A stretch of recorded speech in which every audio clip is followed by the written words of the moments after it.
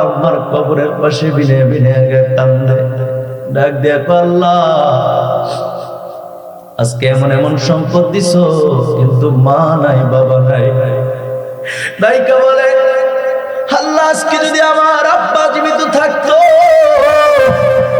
আজকের এই ঈদের দিনে আমি আমার আব্বার সুন্দর একটা পাঞ্জাবি কিনা দিতাম। কবরের পাশে দাঁড়ায় দাঁড়ায় কত যুবক কান্দে, আল্লাহ তুমি আমার বাবাকে নিয়ে গেছো, আজকে আমার তৌফিক আছে আল্লাহ, যদি আমার আব্বা জীবিত থাকতো তার সুন্দর একটা পাঞ্জাবি কিনা দিতাম, সুন্দর একটা লুঙ্গি কিনা দিতাম, বাবার হাতে দইরা দইরা বাবার সঙ্গে ঈদগাহের ময়দানে যাইতাম। বিনে বিনে কান্দে অনেক মার কবরের পাশে দাঁড়ায় দাঁড়ায় কান্দে, আল্লাহ আজকে আমার সম্পদ আছে কিন্তু মা নাই, মা যদি থাকতো বাজারের সবচেয়ে দামি কাপড়টা, দামি শাড়িটা আমি আমার মার জন্য নিয়ে আসতাম। ঠিক না বলে? যেই যুবক মাকে ভালোবাসে, যেই যুবক আব্বারে বড় ভালোবাসে, ওই যুবক মা বাবার কথা স্মরণ হলে কাঁদে। শরীরের জীবনের যত যন্ত্রণা, মনের যত কষ্ট, মনের যত দুঃখ, পৃথিবীর কত মানুষ দেখে, কিন্তু এই কষ্টগুলো বলার মতো একটা মানুষও খুঁজে পাওয়া যায় না। কথা কোন ঠিক কিনা? অনেক কষ্ট যাদের বাবা নাই, যুবক যাদের বাবা নাই, যাদের মা নাই, জিজ্ঞেস করে দেখো, তারা বলার মতো জায়গা পায় না। যার কাছে তুমি বলছো সেই তোমার বিপদ টেনে আনছে, আজকে তোমার বন্ধু, যখন সে তোমার কালকে শত্রু হয়ে যাবে, সেই তোমার জন্য অনেক বড় বিপদ হয়ে দাঁড়াবে। ঠিক কিনা বলে? মনের দুঃখ বলা যায় না। আজকে আপনার বন্ধু, এই বন্ধুই কালকে শত্রু। কথা কয় না? কথা ঠিক নেই। এই জন্য মা বাবার সঙ্গে যেন খারাপ আচরণ না হয়। মা বাবার যদি নজর থাকে, মা বাবার খেদমত যদি আল্লাহর দরবারে কবুল হয়, অনেক বড় বিপদ থেকে আল্লাহ বাঁচায় দেয়। সুবহানাল্লাহ কইতেন না? ছোট্ট একটা ঘটনা বলবো, হাদিস, এটা আমার বানানো কথা না, বুখারী এবং মুসলিম শরীফের মধ্যে এসেছে, মেশকাত শরীফের 420 পৃষ্ঠার মধ্যে এই হাদিসটা আসছে। সুবহানাল্লাহ। হযরত ওমর ফারুক রাদিয়াল্লাহু তাআলা আনহুর সন্তান আব্দুল্লাহ ইবনে ওমর রাদিয়াল্লাহু তাআলা আনহু তিনার থেকে বর্ণিত, তিনি বলেন আল্লাহর নবী বর্ণনা করেছেন, নবী বুখারী শরীফের হাদিস, আল্লাহর নবী বলেন পূর্বের যুগের নবীর তিনজন লোক, পূর্বের যুগের নবীর তিনজন লোক রাস্তা হাঁটতেছে হাঁটতেছে হাঁটতেছে, অনেক দূর যাওয়ার পরে এবার হঠাৎ করে বৃষ্টি নামলো। বৃষ্টি নামার কারণে বৃষ্টির থেকে বাঁচার জন্য তারা একটা গুহার ভিতরে প্রবেশ করলো। গুহার ভিতরে প্রবেশ করার পরে মা বাবার জন্য আপনি যা করবেন, এই যদি আল্লাহ কবুল করে নেয়, তাহলে দেখেন কত বড় বিপদ থেকে আল্লাহ বাঁচায়। খুব মনোযোগ দিয়ে শোনেন ভাইরা আমার, বন্ধুরা আমার, গুহার ভিতরে প্রবেশ করার পরে এমন পরিমাণে বৃষ্টি নেমেছে, পাহাড় থেকে একটি অনেক বড় পাথর গুহার মুখে পড়ে গেছে। আল্লাহু আকবার বলেন। গড়াইয়া আইসা গুহার মুখে পড়ে গেছে। এখন তিনজন ব্যক্তির পক্ষে সম্ভব না এই পাথর ধাক্কায়া ফালানো, সরানো সম্ভব না। আল্লাহু আকবার বলেন। যাকে কেউ দেখে না তাকে কে দেখে? যার কথা পৃথিবীর কেউ শুনে না তার কথা শুনে কে? এই তিনটা ব্যক্তি বড় মহা বিপদে পড়ে গেলেন। ভিতর থেকে, গুহার ভিতর থেকে বার হওয়ার কোন রাস্তা নাই, তাদের সঙ্গে এমন কোন যন্ত্র নাই যেটার মাধ্যমে বের হয়ে আসবে। ভাইরা আমার, বন্ধুরা আমার, তারা তিনজনে বলা বলি শুরু করলো, কি করা যায়? একজন বলে উঠলো, ভাই আমার, তোমাদের মধ্যে এমন কি কাজ করেছ যে এই কাজটা একমাত্র আল্লাহর সন্তুষ্টির জন্য করেছ, এরকম যদি কোন খালেস অন্তরে কাজ করে থাকো, এটার উসিলা বানায় আল্লাহর দরবারে ফরিয়াদ করি, আল্লাহ হয়তো দয়া করে একটু পাথরটা সরাইয়া দিবে। সুবহানাল্লাহ বলেন। কেমন বিশ্বাস! আমরা মুসলমান, আমাদেরকে আমাদের রব, এমন রবের ইবাদত করি, পৃথিবীর কোন রাজা বাদশার পায়ে সিজদা দেই না, আমরা পৃথিবীর কোন মানুষের গোলামি করি না, এবং রবের ইবাদত করি যিনি আমাদেরকে সর্ব অবস্থা আমাদের খবর রাখেন। ঠিক কিনা বলেন? ওই গুহার ভিতরে বিপদে পড়ছে, আমার আল্লাহ দেখেন নাকি? দেখেন। কেমন বিশ্বাস! যে ইবাদতটা তুমি খালেস অন্তরে করছো, এরকম যদি ইবাদত থাকে, তাহলে আল্লাহ পাক রব্বুল আলামিন এটার উসিলা ধরে আল্লাহর কাছে কইলে, অনুবিনয় করে কানলে, হয়তো আল্লাহ দয়া করে আমাদেরকে একটু বিপদ থেকে সরাই দিতে পারে। সুবহানাল্লাহ কইতে না? ভাইরা আমার, বন্ধুরা আমার, একজন ব্যক্তি বলল, দেখো তোমাদের জীবনে এমন কোন কাজ আছে কিনা যেটার উসিলা ধরে আমরা তিনজনে হাত উঠাইব, তুমি আমিন বলবা। আমাদের বিশ্বাস আল্লাহ আমাদের বিপদ থেকে হেফাজত করবেন। জোরে বলেন সুবহানাল্লাহ। একজন বলে উঠলো, হ্যাঁ ভাই, আমার জীবনে আমি একটা কাজ করছি, এখনো রানিং আছে। জোরে বলেন সুবহানাল্লাহ। আমার জীবনে আমি একটা কাজ করেছি, সেই কাজটা হলো, আমার এই কাজটা হলো, আমি প্রতিদিন মেষ চড়ানোর জন্য আমি জঙ্গলায় যাইতাম। মেষ চড়ানোর জন্য আমি ভেড়া ছাগল বকরি নিয়ে অনেক দূরে চলে যাইতাম। প্রতিদিন বের হতাম সকালবেলা, বিকালবেলা সন্ধ্যার আগে আগে চলে আসতাম। আমার ঘরে বৃদ্ধ মা এবং বাবা আছে, আমার ছোট ছোট কয়েকটা বাচ্চা আছে। আমি বাড়িতে আইসা সর্বপ্রথম দুধ দহন করতাম। দুধ দহন করে আমি আমার মা বাবার আগে খাওয়াইতাম, কোনোদিন তাদের পরে খাওয়াইছি না। আমার আব্বা আম্মার আমি আগে খাওয়াইতাম, এরপরে আমার ছেলে মেয়ে, এরপরে আমি আমার স্ত্রী। সুবহানাল্লাহ বলেন না? কত প্রেমের, কত মহাব্বতের, কত মহাব্বতের সংসার। সুবহানাল্লাহ বলেন। আরে এত কোটি কোটি টাকা দিয়ে কি লাভ যদি সুখ না থাকে? ঠিক না বলেন? ওই ব্যক্তির ডাক দেয়া কয়, আল্লাহ তুমি তো জানো একদিন আমি মেষ চড়াতে বের হয়ে সকালে বের হয়েছি, কিন্তু এই মেষ নিয়ে ভেড়া বকরি নিয়ে যাইতে যাইতে অনেক দূরে চলে গেলাম। সন্ধ্যা হয়ে গেল, রাত নেমে আসলো। আমি বাড়িতে সঠিক সময়ে অন্য দিনের মতো পৌঁছাইতে পারলাম না। বাড়িতে আসতে, বুখারী শরীফ থেকে বলতেছি, বাড়িতে আসতে আসতে আমার অনেক লেট হয়ে গেল। এসে দেখলাম আমার সন্তানগুলি সজাগ আছে, কিন্তু আমার মা বাবা সজাগ নাই, ঘুমাই গেছে। সুবহানাল্লাহ বলেন। আমি আইসা অন্য দিনের মতো দুধ দহন করলাম। দুধ দহন করে দুধের কাপ নিয়া, পাতিলা নিয়া মা বাবা যে ঘুমায় আছে, ওই মা বাবার শিওরে এসে মাথার পাশে এসে দাঁড়িয়ে আছি। আমার মা বাবার ছাড়া কোনদিন আমি অন্য কাউরে খাওয়াই নাই, আমিও খাই নাই রে, আমার স্ত্রীরও খাওয়াই নাই, ছোট ছোট বাচ্চাগুলোরও দেই নাই। এই মা বাবারে না খাওয়াই আজকেও দিব না, এই সিদ্ধান্ত নিয়ে আমি পাতিলা নিয়া আমি আমার মা বাবার মাথার পাশে এসে দাঁড়ায় রইলাম। এইভাবে যখন দাঁড়িয়ে আছি, মা ঘুমায়, আব্বা ঘুমায়, মাও জাগলো না, বাবাও জাগলো না, সারা রাত ঘুমের মধ্যে রইলেন। এদিকে সন্তানগুলি আমার পাশে এসে আমার পায়ের কাছে এসে বসে আছে, কোন সময় দুধ দেব আর কোন সময় তারা খাবে, কিন্তু আমি দেই নাই। আল্লাহ, আমার একটাই উদ্দেশ্য ছিল, আমি আমার মা বাবার আগে খাওয়াইতাম। আজকেও চাইছিলাম আমার মা বাবার আগে খাওয়াবো, কিন্তু ঘুম ভাঙানোটা আমার কাছে বড় অপরাধ মনে হয়েছে। এই জন্য আমি ঘুমান, তুমি তো সব জানো। সুবহানাল্লাহ করলাম, ডাক দিয়া কয়, আল্লাহ তুমি তো সব জানো। এই যে দৃশ্যটা, আমি আমার মা বাবারে না খাওয়াই আজকেও খাওয়াবো না নিয়ত করলাম। আমার সন্তানগুলি আমার পায়ের কাছে এসে বসে রয়েছে, আমার কাছে বসে রয়েছে, সন্তানগুলির আমি দুধ দেই নাই। আল্লাহ, আমার মা বাবার আগে খাওয়াবে, সেজন্য জোরে জোরে বলেন সুবহানাল্লাহ। ডাক দিয়া কয়, আল্লাহ গো, ও প্রাণের ওরা, সারাটা রাত্র পার হয়ে গেল, এরপরে মা বাবা উঠলো, তাদেরকে আগে খাওয়াইলাম, এরপরে সন্তানকে দিলাম, এরপর অন্যরা। আল্লাহ, এই কাজটা শুধুমাত্র তোমার রাজি খুশির জন্য করেছি। তুমি বলেছো মা বাবার খেদমত করলে সন্তান জান্নাতি হয়ে যায়। আল্লাহ, শুধুমাত্র তোমার সন্তুষ্টির জন্য তুমি খুশি হয়ে যাও, সেজন্য তোমার সন্তুষ্টির জন্য আমি আমার মা বাবার এই খেদমতটা সব সময় করছি। কোনোদিন আমি ঘাটতি দেই নাই, কোনোদিন আমি ব্যতিক্রম করি নাই। আল্লাহ, খালেস অন্তরে করছি।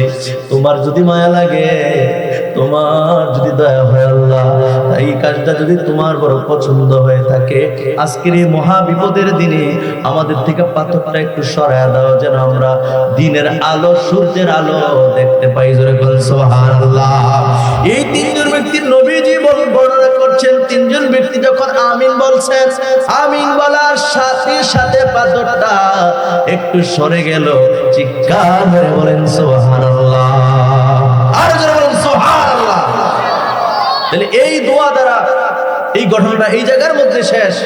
নবীজি বুঝাইতে চেয়েছেন, মা বাবার জন্য যদি কেউ কোনো কিছু করে, এটা আমার আল্লাহ কবুল করে নেন। সুবহানাল্লাহ বলেন। কিন্তু আপনার অন্তর থাকবে খোলা, খোলা অন্তরে, খালেস অন্তরে করতে হবে। ঠিক না বলেন?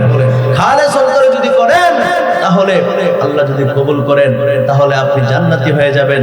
আপনার দোয়াও আল্লাহ কবুল করে নিবে। মা বাবা রাজি খুশি থাকলে নবীজি বলছেন, মা বাবা যার খুশি, তাহলে তার জন্য জান্নাতও আল্লাহর রেডি। জোরে জোরে কোন সুবহানাল্লাহ, আর জোরে কোন সুবহানাল্লাহ। নবীজি বলেছেন, মা বাবা হলো তোমার জান্নাত, মা বাবা হলো তোমার জাহান্নাম। ঠিক কিনা বলেন? বলেন সুস্থ লোকে নয় পাগলেও কয় মা নামটি হলো বড়ই মধুময়। সুস্থ লোকে নয় পাগলেও কয় মা নামটি হলো বড়ই মধুময়। দুনিয়ার শ্রেষ্ঠ দামি আমারে মা জননী, ভুলে যাই পেরেশানি দেখলে মায়ের বদন খানি। ঠিক না বলেন? দুনিয়ার শ্রেষ্ঠ দামি আমারে মা জননী, ভুলে যাই পেরেশানি দেখলে মায়ের বদন খানি। যখন সুবহানাল্লাহ। ছেলে হতে পারে অন্ধ বোবা পাগলে ঘেরা, তবুও সে মায়ের কাছে সবার সেরা রে, তবুও সে মায়ের কাছে সবার সেরা। ছেলে হতে পারে অন্ধ বোবা পাগলে ঘেরা, তবুও সে মায়ের কাছে সবার সেরা রে, তবুও সে মায়ের কাছে সবার সেরা।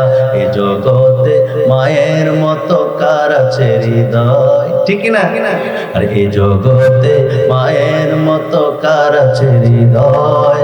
মা নামটি হলো বড়ই মধুময়, মা নামটি হলো বড়ই মধুময়। সুস্থ লোকে নয় পাগলেও কয়, বলেন সুস্থ লোকে নয় পাগলেও কয় মা নামটি হলো বড়ই মধুময়, মা নামটি হলো বড়ই মধুময়। দুনিয়ার শ্রেষ্ঠ দাবি আমারে মা জননী, বলে যাই পেরেশানি দেখলে মায়ের বদন খানি। চিল্লে বলেন আল্লাহু আকবার। আমরা মা বাবার খেদমত করতে চাই কি চাই না? আরো আওয়াজ করে বলেন খেদমত করতে চাই কি চাই না? দুরূদ শরীফ পড়ি আল্লাহুম্মা সাল্লি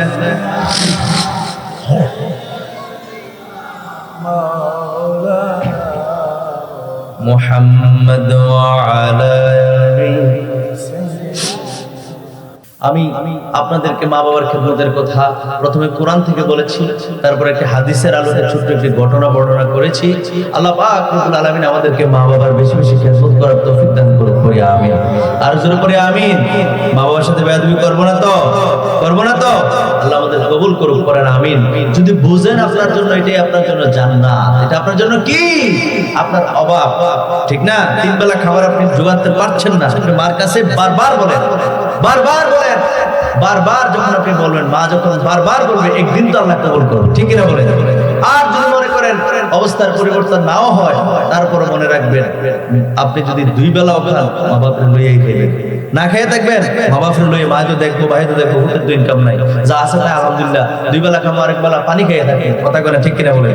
আমি দেখছি অনেক যুবক ভাইদের চোখে পানি টলমল করছে, আমি এখনো দেখছি অনেক ভাইরা কান্না করছেন মায়ের জন্য, বাবার জন্য।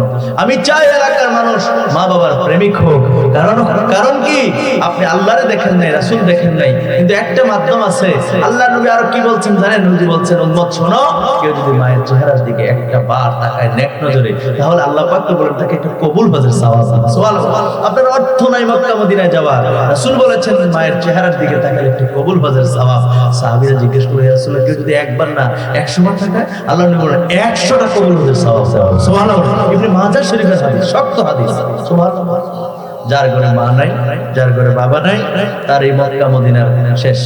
ওই মক্কা মদিনায় যাওয়ার হজের যে সওয়াব, ওইটা তার কপালে নাই। ঠিক না বলেন? তোমার যার আছে, তোমার মা যদি নামাজ না পড়ে, তোমার মা যদি ফরসাপ করে পানি খরচ না করে, তোমার মা যদি পায় পরিষ্কার না হয়, মনে রাখবা তারপর এটাই তোমার জান্নাত। সুবহানাল্লাহ বলেন। তোমার মা যদি অপরাধ করে, শাস্তি দিবে কে? কথা কনে কে? তোমার আল্লাহ এই ঠিকাদারি দেয় নাই যে তুমি নামাজ পড়ো না, করে হিসাব করে পানি খরচ করো, ফোন পিটাম, এই কথাও তুমি বলতে পারবে না। তুমি বুঝাইতে পারবে মা আরেকটু পয় পরিষ্কার সুন্দর সবাই দিয়ে থাকে ভালো।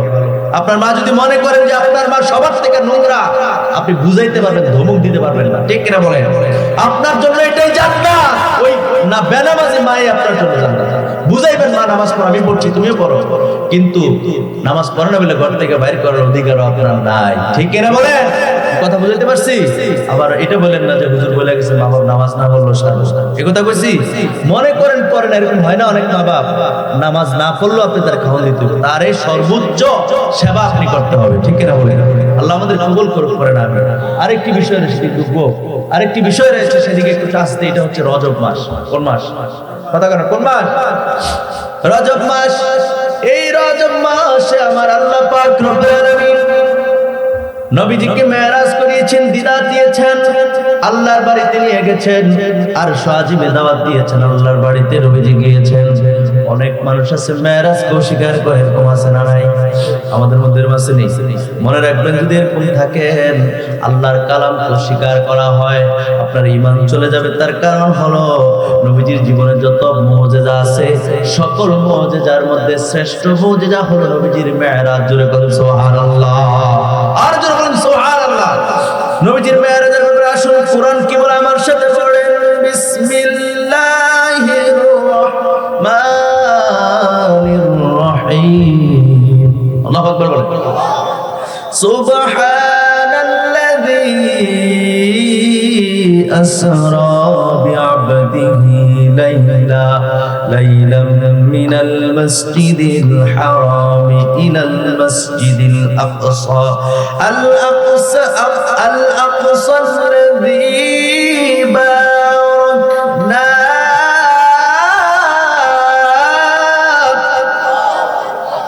বারাকনা হাওলাহু লিনুরিয়াহু মিন আয়াতিনা।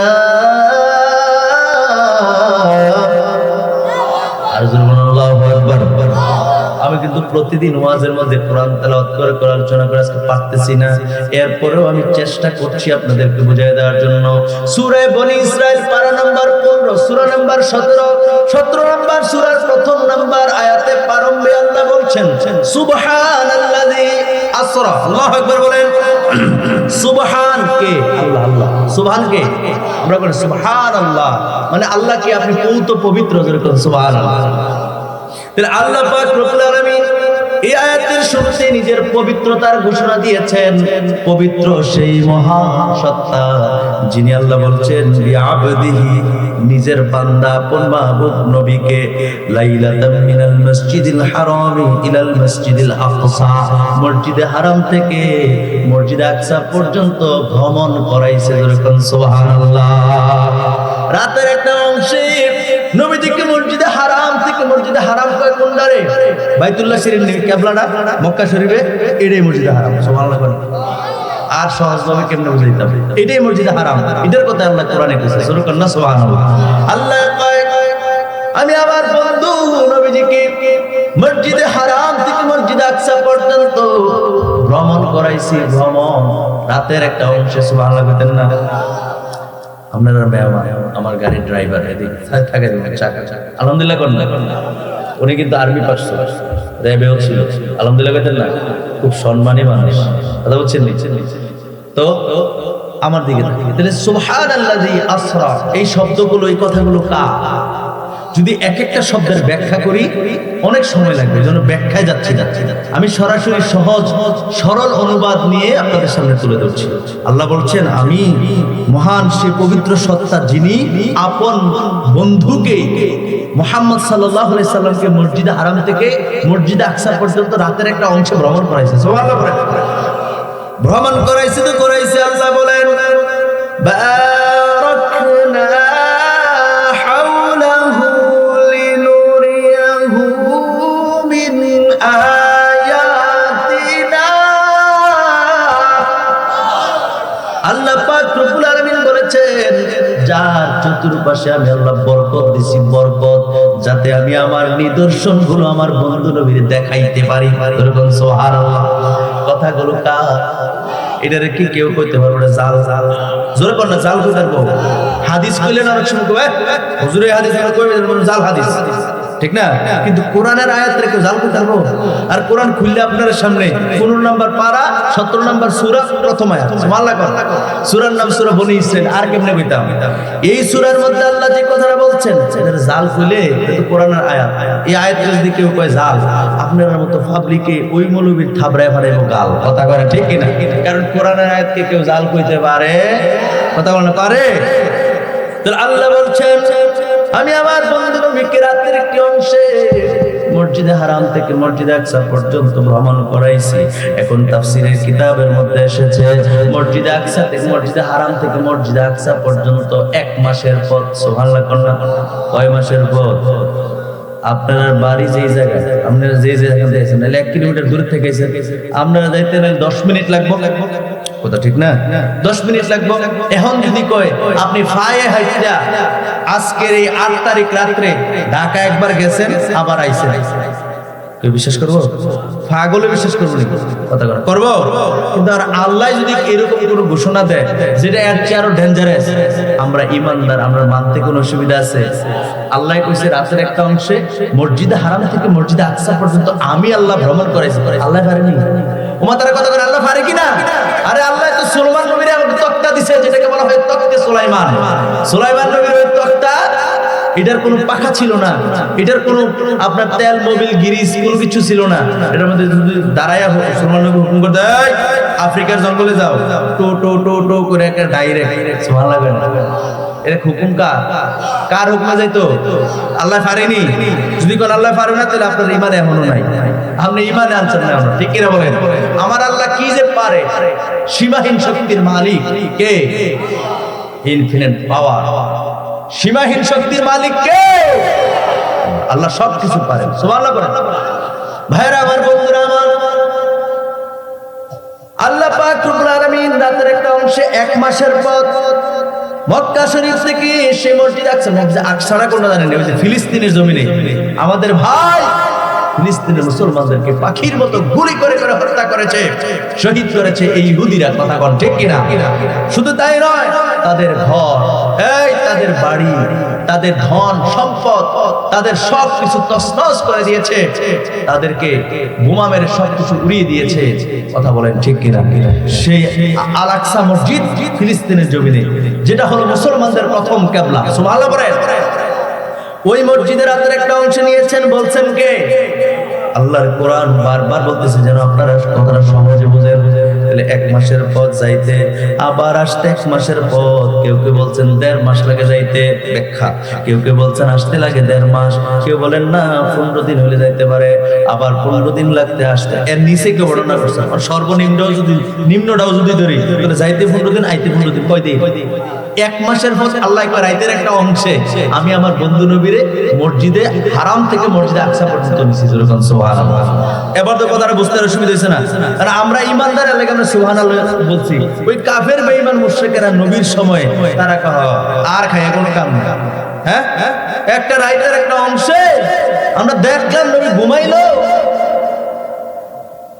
ঠিক আছে, আমরা দেখলাম নবীজি ঘুমাইছে মক্কা শরীফে। আবার রাতের একটা অংশ বলে নবীজি মসজিদে হারাম থেকে মসজিদে আকসা তো গেছে, অকর আরশ আজিম পর্যন্ত গিয়ে দুনিয়া 7 আসমান, 7 আসমান ফাড়ি দিয়া, তারপরে সিদরাতুল মুনতাহা, লামাকান লামা জামান সবকিছু শেষ করে ফাড়ি দিয়া আল্লাহর বাড়িতে বলে গিয়া নবীজি এরপরে আবার বলে ভিড়া হয়ে গেছে। আল্লাহু আকবার বলেন। যাদের ঈমান নাই তারা মানে নাই। কথা কোন ঠিক কিনা? আজকের দিনেও যারা মুসলমান দাবি করে মেরাজকে অস্বীকার করে, তারাও ওদের মধ্যে কাফের রয়ে গেছে। তারা ঈমানেও আসছে না। ঠিক কিনা বলেন? তারা তো কাফেরদের মতো আচরণ করছে। কথা করে ঠিক কিনা বলেন? কোরআনের স্পষ্ট শক্ত দলিল থাকার পরে কেউ যদি অস্বীকার করে, তাহলে কি তার ঈমান থাকতে পারে? এই মুসলমান আওয়াজ করে থাকতে পারে? ভাইরা আমার, বন্ধুরা আমার, একটু দূরে সরে পড়ে আল্লাহুম্মা সাল্লি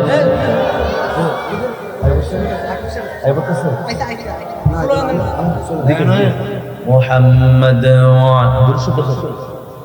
সাইয়্যিদিনা। একটু স্লোগান দেন। সকলে বলি আলহামদুলিল্লাহ।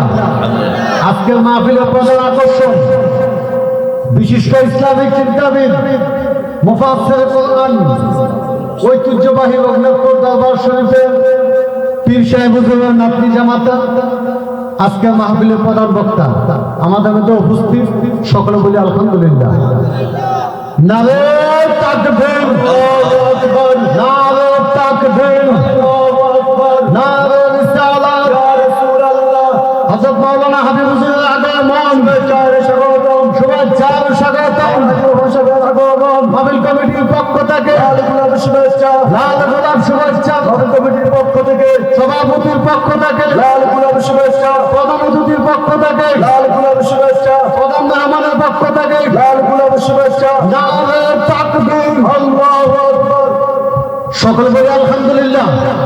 সম্মানিত এলাকাবাসী, আজকে আমরা যাওয়ার জন্য অপেক্ষায় ছিলাম ঐতিহ্যবাহী রঘুনাথপুর দরবার শরীফের পীর সাহেব হুজুরের নাতনি জামাতা আল্লামা আলহাজ হযরত মাওলানা হাবিবুর রহমান সাহেব রঘুনাথপুর দরবার শরীফ, হযরত মাওলানা হাবিবুর রহমান সাহেব রঘুনাথপুর দরবার শরীফ হুজুর আমাদের মধ্যে উপস্থিত।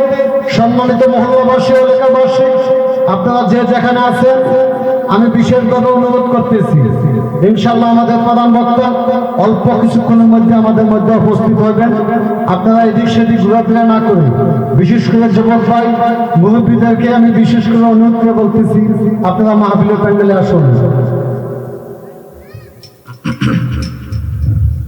আমরা সকলে বলি আলহামদুলিল্লাহ। একবার জোরে কইতেন না আলহামদুলিল্লাহ। সম্মানী ব্যক্তিকে সম্মান দেওয়া এটা আমার নবীর সুন্নত, সুবহানাল্লাহ কইতেন না। মুরব্বীদেরকে শ্রদ্ধা করা, ছোটদেরকে স্নেহ করা। রাসূল বলছেন যে মুরব্বীদেরকে শ্রদ্ধা করে না মানে বড়দেরকে সম্মান করে না, ছোটদেরকে স্নেহ করে না, সে আমার দলভুক্ত নয়, সে আমার উম্মত না। নবীজি কইছে, আল্লাহু আকবার বলেন। সুতরাং হুজুর এসেছেন, আমরা স্লোগান দিয়েছি, আমরা বরণ করে নিয়েছি, ঠিক কিনা বলেন? এখন আমি যেই কথা বলতেছিলাম, হুজুর আসার আগ মুহূর্ত পর্যন্ত আমি অসুস্থ মানুষ, এই কথাটা আমি গোছানোর চেষ্টা করছি। হ্যাঁ, যে কথাটা বলতেছিলাম যে নবীজি মক্কা শরীফ থেকে মানে মসজিদে হারাম থেকে মসজিদে আকসা পর্যন্ত সর্বনিম্নটাও যদি ধরি 15-30 দিন, 1 মাস, 1 মাসের পথ নবীজি গেলেনও আবার চলে আসলেন আবার আরশ আজিম পর্যন্ত। সুবহানাল্লাহ। এখন প্রশ্ন হলো, হুজুর কুরআনুল কারীমের মধ্যে তো শুধু মসজিদে আকসা পর্যন্ত আছে, আল্লাহ পাক রব্বুল আলামিন নবীজিকে মেরাজ করিয়েছেন, নবীজিকে নিয়ে যে একবার আরশ আজিম পর্যন্ত গেছেন, সেটা তো কোরআনে নাই। কথা সত্য, ঠিক কিনা বলেন? এটার কারণ কি? এটার ব্যাখ্যা বিশিষ্ট ফুকাহায়ে কেরাম, মুহাদ্দিসিনে কেরাম, মুফাসসিরিনে কেরাম এইভাবে ব্যাখ্যা করেছেন। বিভিন্ন তাফসীরের কিতাবের মধ্যে এসেছে যে আরবের সে কাফেররা যারা সন্দেহ পোষণ করছে, ইমানদাররা তো মানে ওই, বুঝেন নাই? ইমানদারদের তো আর মানতে সমস্যা নাই আল্লাহর কথা, সুবহানাল্লাহ। কাফের যারা অস্বীকার করতো বা অস্বীকার করেছে, তারা সিনে হইলো আল আকসা মসজিদ পর্যন্ত।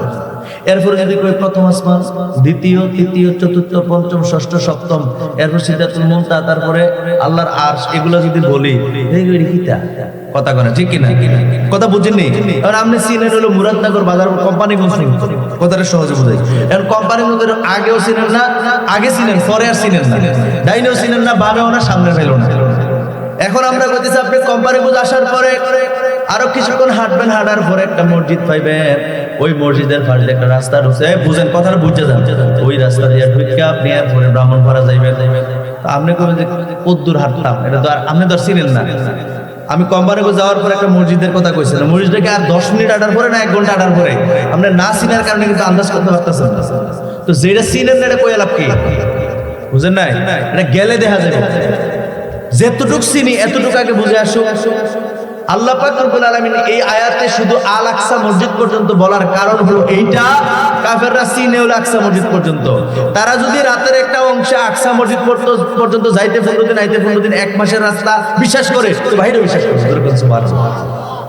এটা তো অসম্ভব কিছু, এটা তো স্বাভাবিক দৃষ্টিতে সম্ভব হওয়ার কথা না। আপনি এটা বলেন, স্বাভাবিক দৃষ্টিতে সম্ভব হওয়ার কথা না। আমার দিকে তাকান না, 15 দিনের রাস্তা, আওয়াজ হওয়া 1 মাসের রাস্তা যদি বলি, রাতের একটা সামান্য একটা অংশে 5 মিনিটে, 10 মিনিটে কিংবা 2 ঘন্টায় আপনি 1 মাসের রাস্তা গিয়ে আবার আইসা পড়ছেন, এটা যদি কেউ মানে তাহলে পুরোটা মানবে, আর যদি না মানে তাহলে কোনোটাই মানবে না। এই জন্য আকসা মসজিদ পর্যন্ত বলছে আল্লাহ, যেরকম সুবহানাল্লাহ।